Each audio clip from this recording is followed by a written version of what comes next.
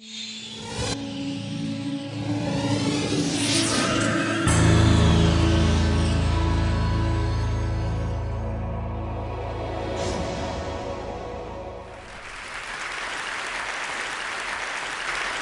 10 years ago, I took on the task to teach global development to Swedish undergraduate students. That was after having spent about 20 years together with African institutions studying hunger in Africa. So I was sort of expected to know a little about the world. And I started in our medical university, Karolinska Institute, an undergraduate course called Global Health. But when you get that opportunity, you get a little nervous. I thought these students coming to us actually have the highest grade you can get in Swedish college system. So I thought maybe they know everything I'm going to teach them about. So I did a pre-test when they came. And one of the questions from which I learned a lot was this one. Which country has the highest child mortality of these 5 pairs? And I put them together so that in each pair of country, one has twice the child mortality of the other. And this means that it's much bigger the difference than the uncertainty of the data. I won't put you at a test here, but it's Turkey, which is highest there, Poland, Russia, Pakistan, and South Africa. And these were the results of the Swedish students. I did it, so I got a confidence interval, which was pretty narrow, and I got happy, of course. I had 1.8 right answer out of 5 possible. And that means that there was a place for a professor of international health and for my course. But one late night, when I was compiling the report, I really realized my discovery. I have shown that Swedish top students know statistically significantly less about the world than the chimpanzees. Because the chimpanzee would score half right. If I gave them 2 bananas with Sri Lanka and Turkey, they would be right half of the cases. But the students are not there. The problem for me was not ignorance, it was preconceived ideas. I did also an unethical study of the professors of the Karolinska Institute that hands out the Nobel Prize in medicine, and they are on par with the chimpanzee there.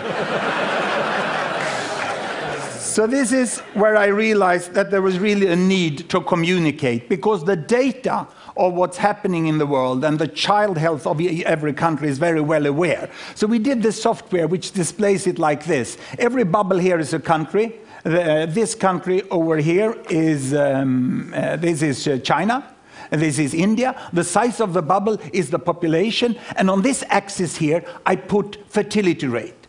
Because my students, what they said when they looked upon the world, and I asked them, what do you really think about the world? Well, I first discovered that the textbook was Tintin mainly. And they said the world is still we and them. And we is Western world, and them is third world. And what do you mean with Western world? I said, well, that's long life in small family. And third world is short life in large family. So this is what I could display here.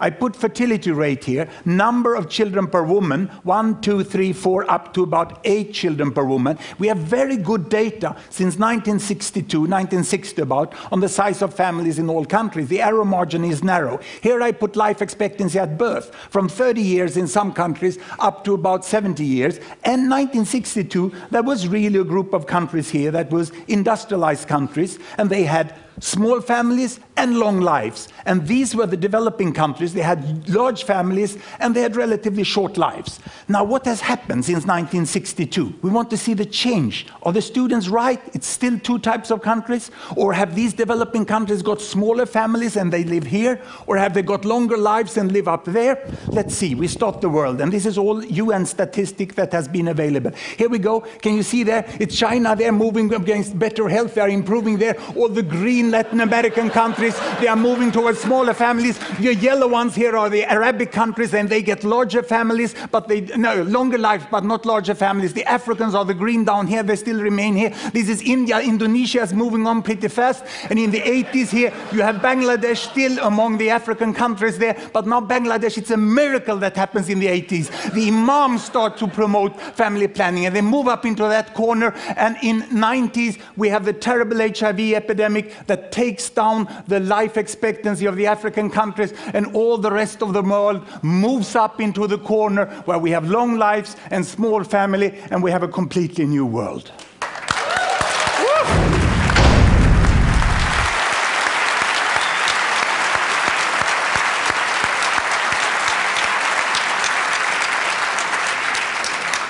Let me make a comparison directly between United States of America and Vietnam. 1964. America had small families and long life. Vietnam had large families and short lives. And this is what happens. The data during the war indicate that even with all the death, there was an improvement of life expectancy. By the end of the year, the family planning started in Vietnam, and they went for smaller families. And the United States up there is getting for longer life, keeping family size. And in the 80s now, they give up communist planning, and they go for market economy, and it moves faster even than social life. And today, we have in Vietnam the same life expectancy and the same family size here in Vietnam 2003 as in United States 1974 by the end of the war. I think we all, if we don't look in the data, we underestimate the tremendous change in Asia, which was in social change before we saw the economical change. So let's move over to another way here in which we could display the distribution in the world of the income. This is the world distribution of income of people. $1, $10, or $100 per day. There's no gap between rich and poor any longer. This is a myth. There's a little hump here. But there are people all the way. And if we look where the income ends up, the income, this is 100% of world's annual income. And the richest 20%, they take out of that about 74%. And the poorest 20%, they take about 2%. And this shows that the concept developing countries is extremely doubtful. We sort of think about aid, like these people here giving aid to these people here. But in the middle, we have most of the world population. And they have now 24% of the income. We heard it in other forms. And who are these? Where are the different countries? I can show you Africa. This is Africa. 10% of the world population, most in poverty. This is OECD, the rich country, the country club of the UN. And they are over here on this side, and quite an overlap between Africa and OECD. And this is Latin America. It has everything on this earth, from the poorest to the richest in Latin America. And on top of that, we can put East Europe, we can put East Asia, and we put South Asia. And how did it look like if we go back in time to about 1970? Then there was more of a hump. And we have most who lived in absolute poverty were Asians. The problem in the world was the poverty in Asia. And if I now let the world move forward, you will see that while population increase, there are hundreds of millions in Asia getting out of poverty, and some others get into poverty. And this is the pattern we have today. And the best projection from the World Bank is that this will happen.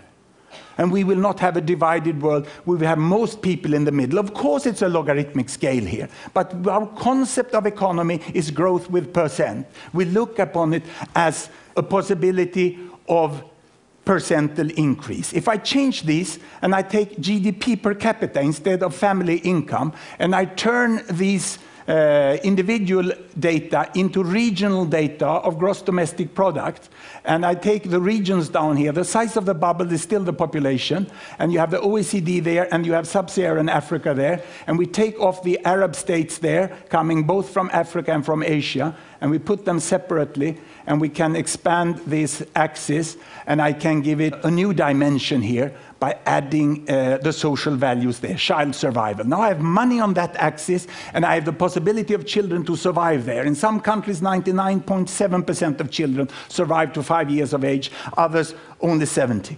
And here it seems that there is a gap between OECD, Latin America, East Europe, East Asia, Arab states, South Asia, and Sub-Saharan Africa. The linearity is very strong between child survival and money. But let me split Sub-Saharan Africa.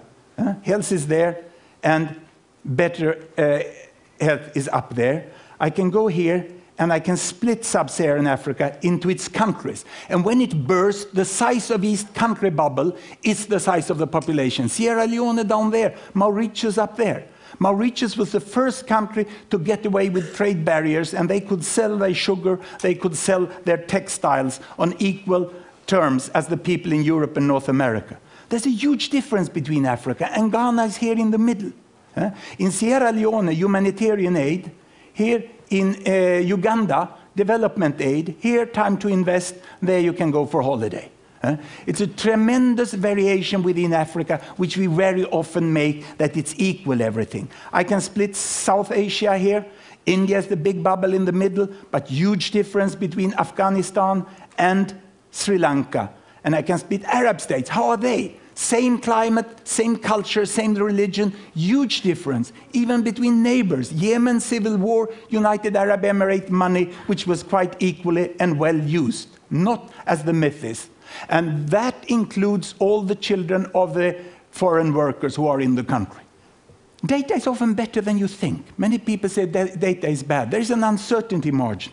But we can see the difference here, Cambodia, Singapore. The differences are much bigger than the weakness of the data. East Europe, Soviet economy for a long time, but they come out after 10 years very, very differently. And there is Latin America. Today we don't have to go to Cuba to find a healthy country in Latin America. Chile will have a lower child mortality than Cuba within some few years from now. And here we have high-income countries in OECD, and we get the whole pattern here of the world, which is more or less like this. And if we look at it, how it looks the world, in 1960, it starts to move, 1960. This is Mao Zedong. He brought health to China. And then he died, and then Deng Xiaoping came and brought money to China and brought them into the mainstream again. And we have seen how countries move in different directions like this. So it's sort of difficult to get an example country which shows the pattern of the world. But I would like to bring you back to about here at 1960. And I would like to compare South Korea, which is this one, with Brazil, which is this one. The label went away for me here. And I would like to compare Uganda, which is there. And I can run it forward like this. And you can see how South Korea is making a very, very fast advancement, whereas Brazil is much slower. And if we move back again here, and we put on trails on them like this, you can see again that the speed of development is very, very different. And the countries are moving more or less in the same rate as money and health. But it seems you can move much faster if you are healthy first than if you are wealthy first. And to show that, you can put on the way of United Arab Emirates. They came from here. A mineral country. They catch all the oil, they got all the money, but health cannot be bought at the supermarket. You have to invest in health. You have to get kids into schooling. You have to train health staff. You have to educate the population. And Sheikh Zayed did that in a fairly good way. And in spite of falling oil prices, he brought this country up here. So we got a much more mainstream appearance of the world, where all countries tend to use their money better than they used in the past. Now, this is more or less if you look at average data of the countries. They are like this. Now, that's dangerous to use average data because there's such a lot of difference within countries. So if I go and look here, we can see that Uganda, that today is where South Korea was 1960. If I split Uganda, there's quite a difference within Uganda. These are the quintiles of Uganda. The richest 20% of Ugandans are there. The poorest are down there. If I split South Africa, it's like this. And if I go down and look at Niger, where there was such a terrible famine, lastly, it's like this. The 20% poorest of Niger is out here, and the 20% richest of South Africa is there. And yet, we tend to discuss on what solutions there should be in Africa. Everything in this world exists in Africa. And you can't discuss universal access to HIV for that quintile up here with the same strategy as down here. The improvement of the world must be highly contextualized. And it's not relevant to have it on regional level. We must be much more detailed. We find that students get very excited when they can use this. And even more policymakers and the corporate sectors would like to see see how the world is changing. Now, why doesn't this take place? Why are we not using the data we have? We have data in the United Nations, in the national statistical agencies, and in universities and other non-governmental organizations, because the data is hidden down in the databases. And the public is there, and the internet is there, but we have still not used it effectively. All that information we saw changing in the world does not include publicly funded statistics. There are some web pages like this, but they take some nourishment down from the databases, but people put prices on them, stupid passwords and boring statistics. And this won't work. So what is needed? We have the databases. It's not a new database you need. We have wonderful design tools, and more are added up here. So we started a non-profit venture, which we called Linking Data to Design. We call it Gapminder, from London Underground, where they warn you, mind the gap. So we thought Gapminder was appropriate. And we started to write software which could link the data like this. And it wasn't that difficult. It took some person years. And we have produced animations. You can take a data set and put it there. We are liberating UN data. Some few UN organizations, some countries accept that their databases can go out on the world. But what we really need is, of course, a search function. A search function where we can copy the data up to a searchable format and get it out in the world. And what do we hear when we go around? I've done anthropology on the main statistical units. Everyone says it's impossible. This can't be done. Our information is so peculiar and detailed, so that cannot be searched as other can be searched. We cannot give the data free to the students, free to the entrepreneurs of the world. But this is what we would like to see, isn't it?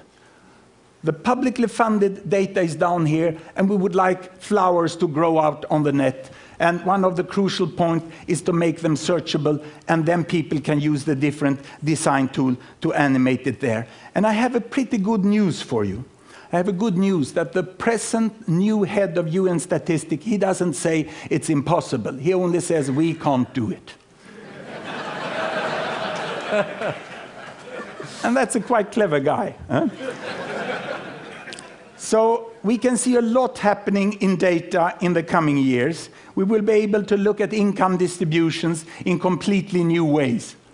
This is the income distribution of China, 1970. This is the income distribution of the United States, 1970. Almost no overlap.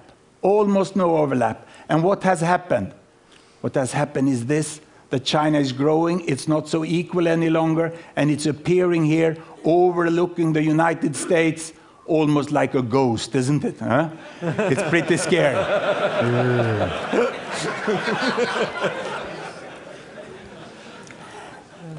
But I think it's very important to have all this information. We need really to see it. And instead of looking at this, I would like to end up by showing the internet users per 1,000. In this software, we access about 500 variables from all the countries quite easily. It takes some time to change for this. But on the axes, you can quite easily get any variable you would like to have. And the thing would be to get up the databases free, to get them searchable, and with a second click to get them into the graphic formats where you can instantly understand them. Now the statisticians doesn't like it because they say that this will not show the reality. We have to have statistical analytical methods. But this is hypothesis generating. I end now with a world. There the internet are coming, the number of internet users are going up like this. This is the GDP per capita, and it's a new technology coming in, but amazingly how well it fits to the economy of the countries. That's why the $100 computer will be so important. But it's a nice tendency. It is as if the world is flattening off, isn't it? These countries are lifting more than the economy. And it will be very interesting to follow this over the year, as I would like you to be able to do with all the publicly funded data. Thank you very much.